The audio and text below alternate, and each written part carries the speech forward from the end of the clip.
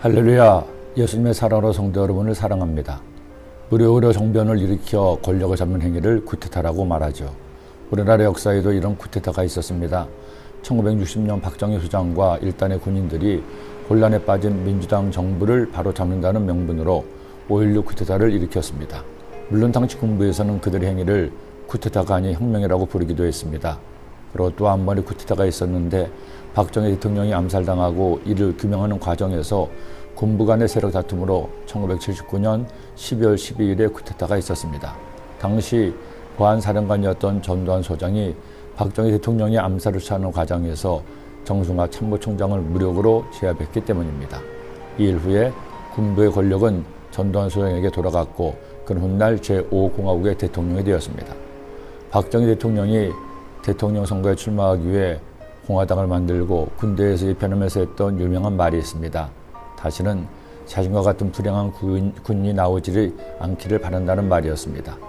그의 이 말이 자신에 관한 예언이 되었는지 박정희 대통령은 18년간 권력을 유지하며 대한민국 경제 발전에 큰 공헌을 했지만 정치적으로는 종신 집권을 위해 독재 정치를 했습니다.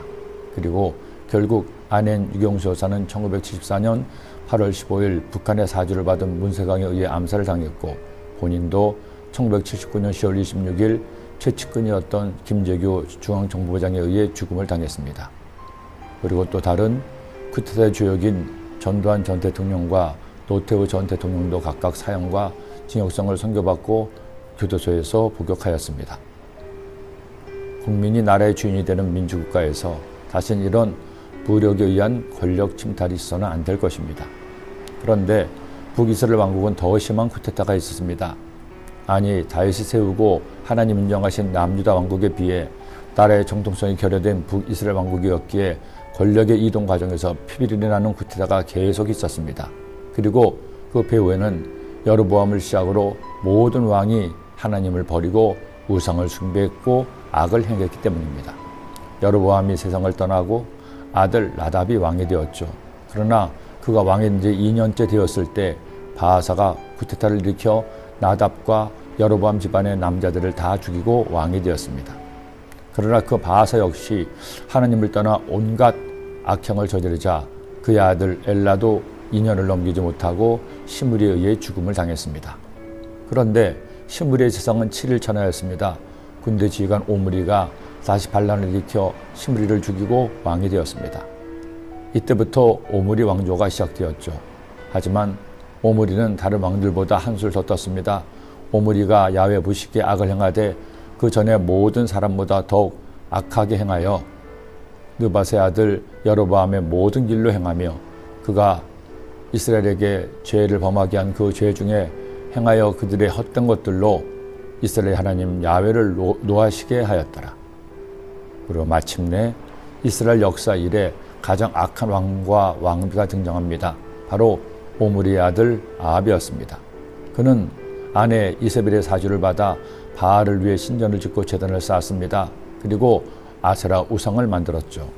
오므리의 아들 아합이 그의 이전의 모든 사람보다 야훼 부식의 악을 더욱 행하여 느밧의 아들 여로보암의 죄를 따라 행하는 것을 오히려 가볍게 여기며 시돈 사람의 왕 엣바알의 딸 이세벨을 아내로 삼고 가서 바알을 섬겨 예배하고 사마리아에 건축한 바알의 신전 안에 바알을 위하여 제단을 쌓으며 또 아세라 상을 만들었으니 그는 그 이전에 이스라엘의 모든 왕보다 심히 이스라엘 하나님 야훼를 노하게 하였더라.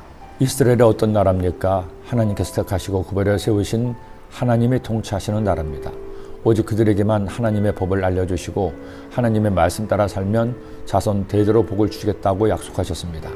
그런데 그들은 철저하게 하나님을 배신했습니다. 다윗 왕을 제외하고는 아들 솔로몬조차도 처음에 신앙을 버리고 여인들이 믿는 우상을 방치함으로 나라 전체가 우상 숭배에 빠지게 하는 우를 범했습니다.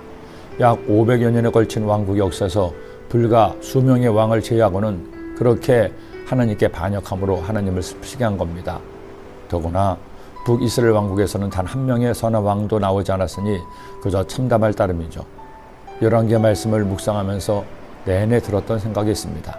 믿는 우리가 정말 잘 믿어야 하겠다는 생각입니다.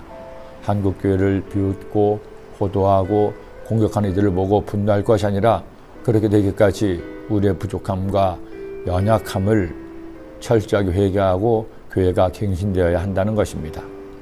그리고 교회의 갱신을 위해서는 남이 아니라 바로 내가 예수 그리스도를 본받고자 철저한 회개와 혁신이 있어야 한다는 것이죠. 3000년 전 이스라엘 역사는 반복되어 우리에게처럼 숭고한 교훈을 주고 있습니다. 우리 하나님 앞에 바로 섭시다. 다시 한번 호람대오의 정신으로 나 자신을 갈무리합시다. 그때 나로부터 하나님 나라가 이 땅에 임하게 될 것입니다. 기도드립니다. 하나님 아버지,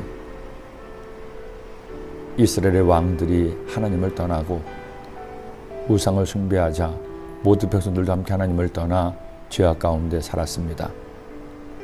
주님 인도하면서도 저희들이 주의 말씀대로 살지 않고 죄악 가운데 살지 않도록 인도하여 주시고 하나님께서 기뻐하시는 삶을 사는 모든 그리스도인들 되게 하시고 내가 되게 하여 주옵소서. 예수님의 이름으로 기도드립니다. 아멘.